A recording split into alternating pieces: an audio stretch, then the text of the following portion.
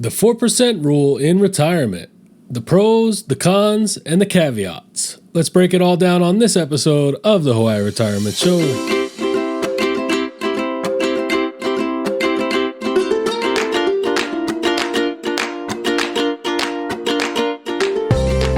All right, welcome everyone. Thanks for tuning in to this episode of the Hawaii Retirement Show. Today's episode, we're talking about the 4% rule. The 4% rule is one of the most influential concepts in retirement planning. It's shaped a lot of how people look at distribution planning in retirement, both advisors and do-it-yourselfers.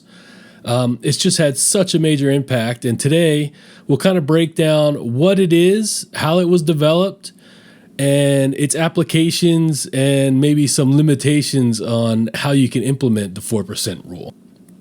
So the 4% rule was developed by financial advisor Bill Bengen in the 1990s. I think it was 1994. And what he was trying to do was backtest some data, set some parameters, and find out what is a safe withdrawal rate for a portfolio in retirement. In other words, how much can we distribute from this portfolio every year, what percentage, without running out of money and it lasting our whole retirement. And he did this study. It was published in the Journal of Financial Planning, and it kind of set forth this whole concept of the safe withdrawal rate and what we know as the 4% rule. Now, why do we need a safe withdrawal rate, or why was he so interested in it? And that is because there's something called the sequence of returns risk. Okay, and when you take a distribution from your retirement portfolio, this big nest egg, if you take that distribution in a year in which the market is up versus a year in which the market is down, it has a different impact on your portfolio over the long term, right? If you take a distribution when your portfolio is down, well, you're taking more of that portfolio, and it's going to be harder for that portfolio to rebound and recover in future years. Whereas, it's pretty obvious if you take a distribution when your portfolio is up, well, then your portfolio is still humming along and should last you until the end of your retirement. So we want to mitigate this sequence of return risk, right? Imagine that you're retiring, and the year you go to retire, the market drops 20%. Well, that can have a big impact on your portfolio if you're taking distributions early in your retirement and in a down market, right? That has long-lasting impacts. Okay, and so what he wanted to do was kind of figure out what percentage can we pull even in down years and still have the portfolio last throughout retirement, right? And the way I like to use this, the 4% rule, and I think it's a great rule of thumb for figuring out how much do I need to retire, right? A lot of people ask themselves that question. How big of a nest egg? How much do I need saved in order for me to retire?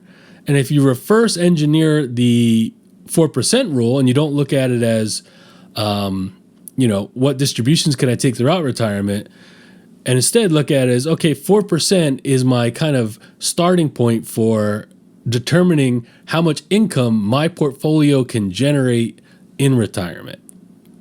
Okay, so I think it has a lot of great applications in that regard for figuring out how much you need to retire. I think it's a really good concept, and I think it's really a good way, and I think widely used as a way of kind of roughly figuring out, okay, how much how much income will my portfolio generate in retirement? Okay.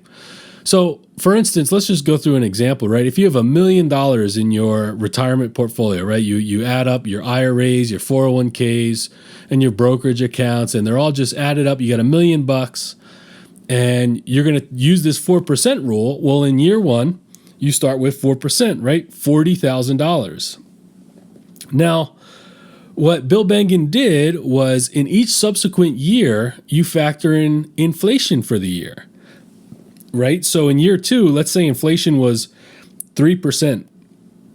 Well, then in year two, you're going to take that first year's distribution of $40,000, tack on 3% inflation, and your year two distribution would be $41,200, right? And then you're going to look at inflation for year three, apply that or add that to your year two distribution, and so on, right? Throughout future years. And from what I understand from his study, he also counted deflation, which you rarely ever see, but let's say there was deflation, then you would factor that into your distribution. Okay, so as you can see, you have the variables of the market returns and the inflation adjustment, and 4% is just your starting point here.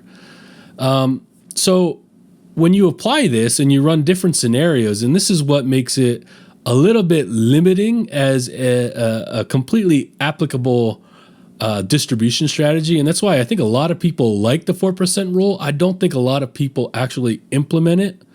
And the reason is, in the first few years, if you have high inflation and a down market compared to somebody else who has an up market and low inflation, you're going to get two drastically different results in portfolio size and also in the amount of distributions for that individual.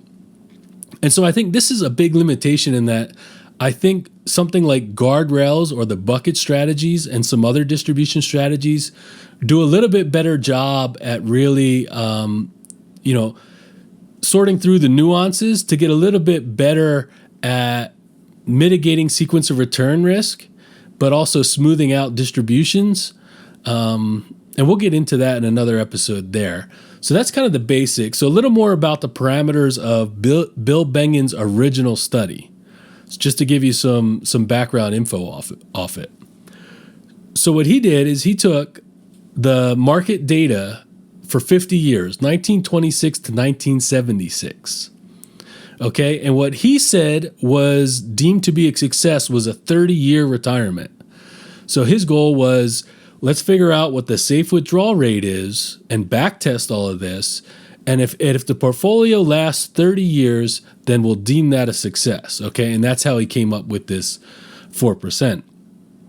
Now, it's worth noting that he looked at a lot of different percentages, right? 1%, 2%, 3%, 4%, 5%, right? And he backtested all of this data, with all the different scenarios. Well, if this person, used a 2% withdrawal rate and they retired in 1927 as opposed to 1928, as opposed to 1929, right? And then this person used a 4% and they retired in 1926, all the way up to testing it if somebody retired in 1976 and see how it stacked up over the next, 30 years to see if it would be considered a successful safe withdrawal rate.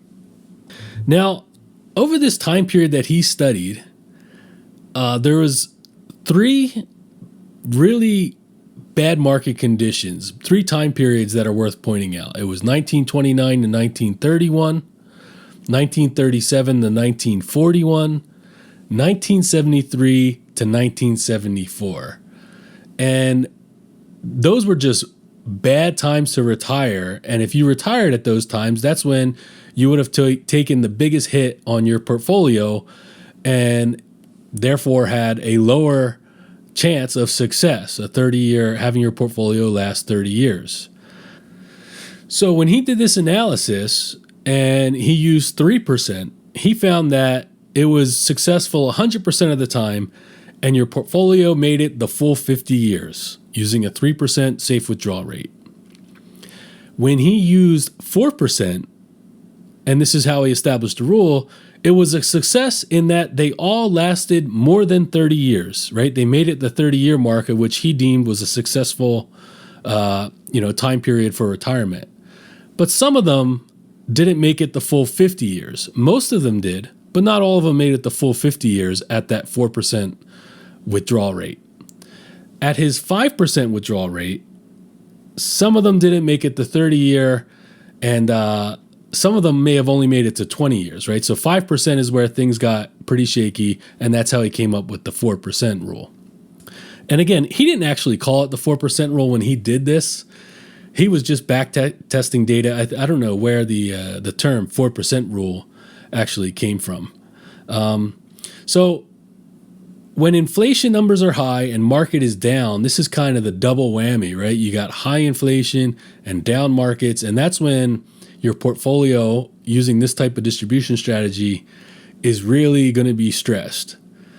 The other aspect to this that's worth noting with his parameters and his study is the asset allocation for his study, right? And what he did a 50% large cap stocks, 50% intermediate treasuries as his kind of base allocation. And he tested a number of different sort of stocks to treasuries allocations.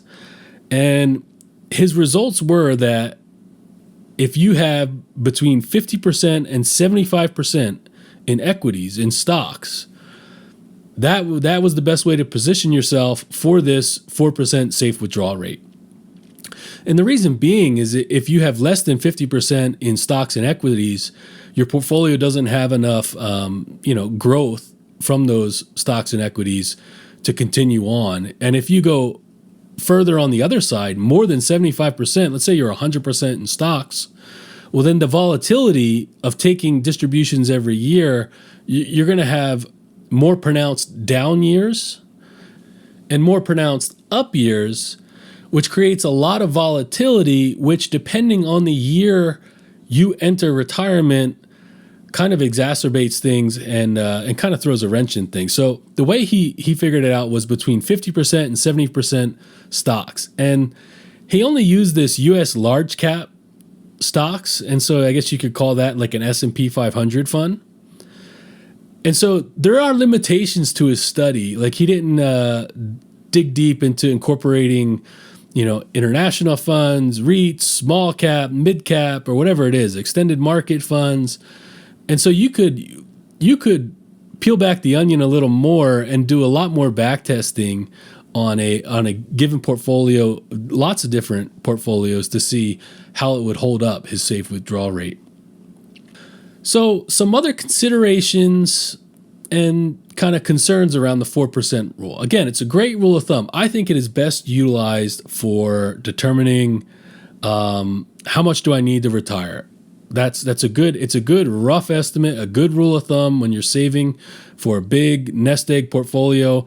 How much do I need in there to retire? And what you do is you take that big pot, figure out what 4% is. That gives you your distribution. You figure out if that, coupled with your Social Security and your pension, whatever other income that you have, rental properties, you figure out if that's enough to successfully fund your retirement. And your retirement might look a lot different than somebody else's retirement. But again, this is with a broad stroke, rule of thumb, and I hate using rule of thumbs because everybody's situation is so different. But I think this 4% rule does a good job of answering the question, how much do I need to retire? Okay, it goes well beyond that, but I think that's kind of where it stops for me. So a couple considerations and concerns. One is, historical returns are not indicative of future results, right? Just because we tested this time period, or Bill Bengen did, doesn't mean that's always going to hold up in the future, right? Like sometimes the uncommon outcome is the one that actually comes to fruition, right? I mean, you can't foresee things like war, geopolitics, long-term implications of tariffs, and there's just so many variables that are all working together in the financial markets and impacting inflation and economies that we just don't know. Just because we looked at a historical period of time doesn't mean that's always going to ring true. Now, historical data is all we have to work off of, right? And so we do make educated guesses, and it's okay to use historical data and historical studies as a way of making educated guesses on things moving forward. There's just a lot of variables and uncertainties there. So since the study, there's been a lot of people, whether they're advisors or financial influencers or the media, that have come out and disputed the 4% rule. They kind of updated their own studies and voice their own peace of mind on what the safe withdrawal rate should be. And I've seen a lot of them come in lower. I've heard people say, it's 3%, 3.5%. And I've heard people say it should be much higher, all the way up to, 6%. Or I've even heard somebody say higher than that. I think, again, just looking at the amount of varying opinions tells you a lot about the definitive accuracy of such a rule of thumb, the 4% rule. Because depending on how you project out and the variables you include in your calculation, it's difficult to say anything is for certain there. But again, it's a great rule of thumb. We have to use some data and some historical context in order to look forward, right? Another point is his study doesn't factor in investment fees, right? If you're paying a financial advisor, if you're paying maybe high fees for the different funds that you're invested in, or whatever it might be, right? That's going to impact this calculation. The other thing is required minimum distributions will eventually play into this picture, this distribution strategy, right? Now, you would hope that if you are using this 4% rule, which I don't think many people do, they do a variation of it potentially, but they don't really execute the 4% rule as Bill Bengen laid it out. But let's say you were, eventually you're going to have to take RMDs, and you hope that your safe withdrawal rate, your distribution covers those RMDs. But if it doesn't, then you would have to take out more. So RMDs will eventually play into things. There's rebalancing considerations, and I didn't see this in his paper. I should go back and look through it. I don't know the frequency of his rebalancing and how maybe the different frequencies of rebalancing would impact his calculation going forward, whether that's a annual rebalancing of the portfolio, or maybe it's a biannual, or maybe it's semi-annual. How does that impact things? And the last kind of concern I have is, or just consideration, not concern, is that it's important to understand that this 4% rule, Bill Bengen's study, is not for wealth creation. It's to minimize longevity risk, running out of money, right? And that's why you need to ask yourself, what's my goal? And, you don't necessarily have to bucket out individual funds and accounts, but you have to understand, what is this money going to be used for? And if this money is going to be used for inheritance, I wouldn't factor that into the calculation for the 4% rule. And likewise, I probably wouldn't invest it the same way, right? So it's important to understand this is designed to mitigate longevity risk. It's not for wealth creation, okay? And then with that, when you're doing retirement planning, whether that's with an advisor or on your own, you really need to be intentional and figure out, what is my goal, right? And what funds, what retirement accounts or brokerage accounts or whatever it might be, what funds are earmarked for different uses, right? So I just want to touch on a couple of other popular distribution strategies out there that I think we'll do a couple episodes on coming up. One is the bucket strategy, where you set aside cash for the near terms and you bucket out money for long term or other different purposes. Some people call it time segmented investing, because you can bucket out your short term, your mid-term, and your long-term buckets and invest them accordingly. The other popular distribution strategy is something called guardrails, or a dynamic withdrawal strategy, where you kind of, you adjust for inflation, you set upper and lower limits, and use that as the parameters for managing distributions. I think it's worth reiterating, everybody's situation is different, and you can do a blend, and that's kind of preferentially, most times what I do is kind of a blend of the different distribution strategies.